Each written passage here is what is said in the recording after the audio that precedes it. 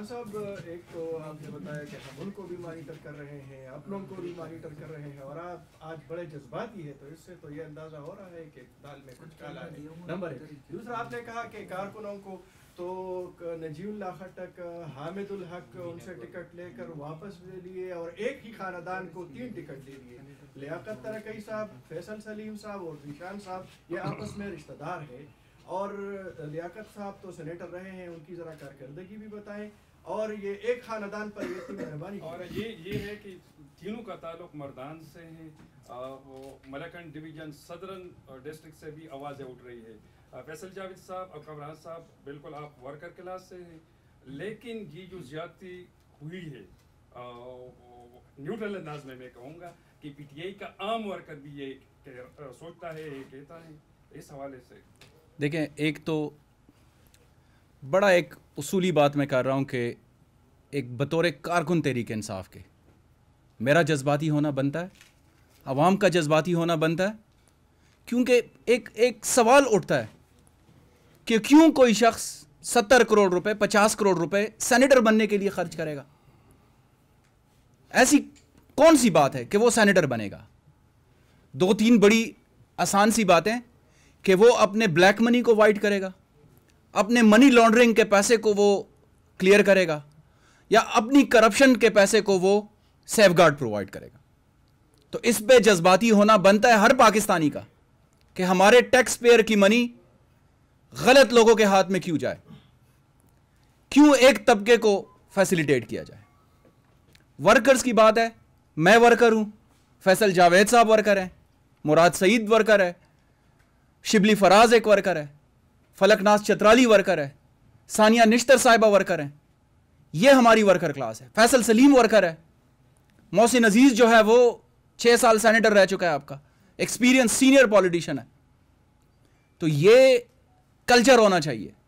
मेरा सवाल सिर्फ यह है, और जज्बाती होने की वजह यह है कि क्यों इतने पैसे खर्च करके कोई सेनेटर बनता है, उसकी वजह बताई जाए। क्यों पैसों की रेल पेल लगाई जाती है, क्यों जुमा बाजार लगाते हैं मुंतखब नुमाइंदगान का? यह सवाल हर पाकिस्तानी का बनता है। और क्या खैबर पख्तूनख्वा के लोग, अवाम ऐसे नुमाइंदगान को असम्बलियों में बेचेंगे जो अपना वोट, अपना ज़मीर बेचेंगे और अवाम के मैंडेट की तजलील करेंगे? यह सवाल है। नजीउल्लाह खटक वर्कर है, उन्होंने पार्टी का फैसला पहले फुर्सत में तस्लीम किया। इंजीनियर हामिदुल हक MNA रह चुके हैं, बड़ा सफर बाकी है। मीना खान मेरी तरह का एक वर्कर है, हम दोनों ISF में रह चुके हैं, यूथ विंग में रह चुके हैं। फैसल साहब, आपने एक वीडियो का जिक्र किया, और कमरान साहब आपसे भी यही सवाल है। शफाफियत की बड़ी बात की जाती है, करप्शन से पाक आपका जो बयानिया है वो भी बड़ा शानदार है। सुल्तान मोहम्मद खान साहब को काबीना से फारिग किया गया, और पिछले ही दिनों वज़ीर आला साहब के साथ उनकी मुलाकात होती है, ज़ोहराने में वो शरीक होते हैं। इसी तरह एक मौक़िफ़ के तहत लियाकत खटक साहब को फारिग किया गया, उनसे जाके इस्लामाबाद में मुलाकात होती है। इस हवाले से फैसल साहब आप मैं बोलूँ आप देखिए, बड़ा इंपॉर्टेंट, फ़िदा आपका शुक्रिया, बड़ा इंपॉर्टेंट क्वेश्चन आपने पूछा है। इस पे दो राय हो सकती है कि किससे मिलना चाहिए, किससे नहीं मिलना चाहिए, लेकिन एक बात तो अटल है कि वज़ीर आला खैबर पख्तूनख्वा पूरे हाउस के वज़ीर आला हैं, पूरे सूबे के हैं। सुल्तान मोहम्मद खान साहब काबीना से फारिग हो गए, इंक्वायरी कमेटी बनी है, वो अभी भी पाकिस्तान तहरीक इंसाफ का हिस्सा हैं, पार्टी नहीं छोड़ी उन्होंने, और अभी भी वो MPA हैं, उसकी रुकनीत अभी भी है। तो वज़ीर आला का किसी MPA के साथ मिलना कोई उसमें कबाहत नहीं है। आप उसको किस एंगल से देखते हैं या किसी की दूसरी राय हो सकती है। मेरे ख्याल से वज़ीर आला के साथ अपोजिशन MPAs का मिलना भी कोई उसमें कतगन नहीं है, हमारे अपने MPAs का मिलना भी, और काबीना से फारिग कराए जाने का मकसद ये था कि वो किसी किस्म इंक्वायरी के ऊपर असरअंदाज ना हो। तो ये बड़ा उसूली फ़ैसला है। लियाकत खटक साहब को भी पार्टी की सतह पर जो है वो तंजीमी मामलात में उनके इशू को देखा जा रहा है। आगे का लाया अमल हमें पार्टी देगी, तंजीम देगी। वो अभी MPAs हैं, बहरकैफ MPAs के साथ मिलना वज़ीर आला का या और पार्लियामेंटेरियंस का उसमें कोई कबाहत नहीं है। देखिए, ये ऐसी कोई बात नहीं है ख़ानदानों की या उनकी। पाकिस्तान तहरीक इंसाफ के ये जो तीनों नाम है, ये पाकिस्तान तहरीक इंसाफ का असासा है। वो अगर कोई भी मेरे ख़ानदान से है और वो मेरिट पे आता है तो उसको मेरे साथ लिंक ना किया जाए। आप ये सवाल इस उसमें पूछें कि ये जो ख़ानदान दर ख़ानदान ग़ुलामियों के चक्कर में पंसे हुए हैं, एक जाता है तो उसका बेटा आता है, उसकी बेटी आती है और पूरा ख़ानदान जो है वो इतने सीनियर पार्लियामेंटेरियंस है और पार्टियों में, आप ये उनसे पूछें क्या ये जमहूरियत की अक्कासी करता है? हमारी पार्टी में लीडरशिप जो है वो वर्कर क्लास आती है, हम इंट्रा पार्टी प्रमोशन के ऊपर जो है वो यकीन रखते हैं। तो कोई ऐसी बात नहीं है ना, ये उस ख़ानदान की बात नहीं, ये उनकी कॉन्ट्रीब्यूशंस की वजह से है, उनकी मेरिट के ऊपर वो सामने आए। और ये आप गिन के देख लें, पाकिस्तान तहरीक इंसाफ के कैंडिडेट्स देख लें और बाकियों ने जो लॉन्च किए हैं, 7 MPs के ऊपर सेनेटर आ रहे हैं, 3 MPs के ऊपर वो सेनेटर्स लेकर आ रहे हैं। कैसे लेकर आएंगे? इन्होंने अपोजिशन को कितने सीटों की पेशकश की थी ये बता दें। देखिए, नंबर की बात तो नहीं हुई। पाकिस्तान तहरीक इंसाफ की सूबाई हुकूमत ने यह मौक़िफ़ अपनाया कि हम अफ़हाम व तफ़हीम से सेनेट के जनरल नशिस्तों, टेक्नोक्रेट, वुमेन और माइनॉरिटी के ऊपर अपोजिशन से बात कर सकते हैं। उनके जहन में कुछ और आया, वो अफ़हाम व तफ़हीम को कमज़ोरी समझ बैठे हैं, तो ये उनकी अपनी गलतफहमियाँ हैं। ये बताएं कि इमरान खान साहब अवाम के और ख़ुसूसी तौर पर गरीब अवाम के बड़े जो है वो दर्द रखते हैं, तो ये जो महंगाई बढ़ रही है दिन ब दिन, वो क्या समझते हैं, क्या हल है उनके पास? क्योंकि हम तो सुनते आ रहे हैं कि आज कब होगी, परसों होगी, तरसों होगी, इंसाफ बाजार भी लगाए गए लेकिन कोई फ़ायदा नहीं हो रहा, पेट्रोल हवा में उड़ रहे हैं, क्या कहेंगे इस हवाले से? ये पेट्रोल पे तो उन्होंने समरी मुस्तरद कर दी है, लेकिन मैं आपको ये बताऊं कि जब पीपल्स पार्टी का दौर आया था तो 21% पे महंगाई चली गई, 21 से 25% पे महंगाई चली गई थी। PMLN के दौर में 14% से ऊपर चली गई थी, हमारी सिर्फ 8% पे गई है। लेकिन ये पहली हुकूमत है जिसको एहसास है कि हाँ महंगाई है। और ओवरऑल अगर हम देखें, जब हमें जो इकॉनमी मिली थी वो स्विट्ज़रलैंड या जापान की नहीं मिली थी, इसी पाकिस्तान की मिली थी, जिधर नवाज़ शरीफ और आसिफ ज़रदारी ने जो 10 साल चार्टर ऑफ डेमोक्रेसी वाले हैं, इन्होंने कबाड़ा कर दिया था पाकिस्तान का, सारे इदारे इन्होंने खसारे में डाल दिए।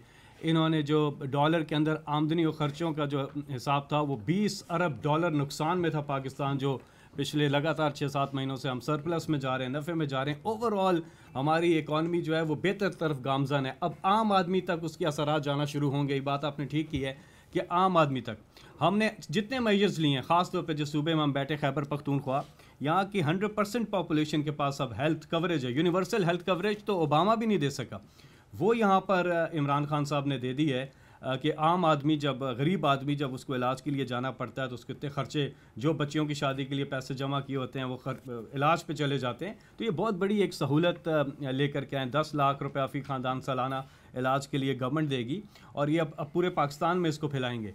और साथ ही में एहसास प्रोग्राम जिसका अभी कामरान भी जिक्र कर रहे थे, वो बड़ा ज़बरदस्त जारी है। लेकिन आपकी ये बात ठीक है कि महंगाई जो है, और इस पर वज़ीर-ए-आज़म साहब को पूरी तरह से एहसास है, अदराक है इस चीज़ का, और हर मुमकिन कोशिश करके वो आप देखेंगे, अभी रिपोर्ट भी कही कि आने वाले दिनों में जो है महंगाई जो है वो नीचे जाएगी।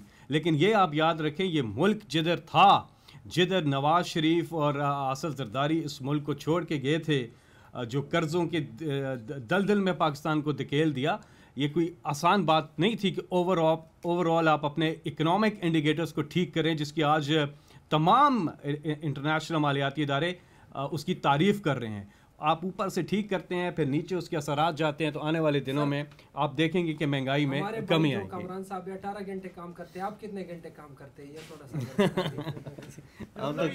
ये बताएंगे। ज़रदारी साहब कह रहे हैं कि हम एक सरप्राइज देंगे इस्लामाबाद में, और कमरान साहब आपसे भी क्वेश्चन है, 3-4 पार्टियों पर जो MPs अगर सीट जीत जाती है जनरल नशिस्त पर, तो गवर्नमेंट कहाँ स्टैंड करेगी? अव्वल तो कोई सरप्राइज़, वो मैंने पहले कह दिया कि बिल्ली के ख्वाब छिछड़े ही हैं, इधर कुछ नहीं निकलना। पहले भी ये तो कब से शुरू हुए। आपको एक बात पता है, जब वज़ीर-ए-आज़म पहला खिताब कर रहे थे ना पार्लियामेंट के अंदर, तो अपोजिशन कह रही थी गवर्नमेंट फेल हो गई है और जा रही है, पहले 5 मिनट में कह दिया। वहाँ से शुरू है ब्लैकमेल करना, अभी तक ये देते रहते हैं, कहते रहते हैं, लेकिन ठोस सी प्रोग्राम है इनका। इनके पहले कितने दावे इन्होंने किए, ये दावा भी आप देख लीजिएगा कि इनको पता चलेगा जो हमारी तादाद है हमारा बनता है, और हम जीत के भी दिखाएंगे। इसमें कुछ ऐसा नहीं होने वाला ये जो बातें कर रहे हैं। कामरान साहब, आपने वोटों की खरीदो फरोख्त की ये बात चल रही है, 70-80 करोड़ का आपने जिक्र किया, पर MPA रेट क्या चल रहा है मुख्तलिफ कैटेगरी? देखें फ़िदा, आप मुझे बड़ा अच्छे जानते हैं, मैं आप सबको माशाल्लाह, किसी माई के लाल में इतनी ज़रूरत नहीं है कि वो हम जैसे वर्करों के सर की कीमत लगा सके, हमारे ज़मीर की कीमत लगा सके। तो मुझे इस चीज़ का कोई इल्म नहीं है। हमारे पास जो रिपोर्टें आती हैं उसके तहत इन्होंने, इनकी जो ब्लैक मनी है, इन्होंने अपने ब्लैक मनी की तिजोरियों के पैसे बैग्स खोले हुए हैं। कल भी बड़ी कोशिशें हुई, जलसा या जलसी जो है वो एक बहाना था, असल में कुछ और करना था इन्होंने, लेकिन उसमें उनको नाकामी हुई। आगे आगे आगे आप देखिए, ये ख़ुद आपके सामने बेनकाब होंगे। जो ख़रीदार हैं और जो फ़रोख्त कुनिंदा हैं वो सब आपके सामने और आवाम के सामने एक्सपोज होंगे इंशाल्लाह। Thank you so much. Faisal साहब, ये बताएं, आप अभी बात कर रहे हैं वोट की, पंजाब में क्या हो रहा है? वहाँ पर तो काफ़ी के 10 MPA हैं।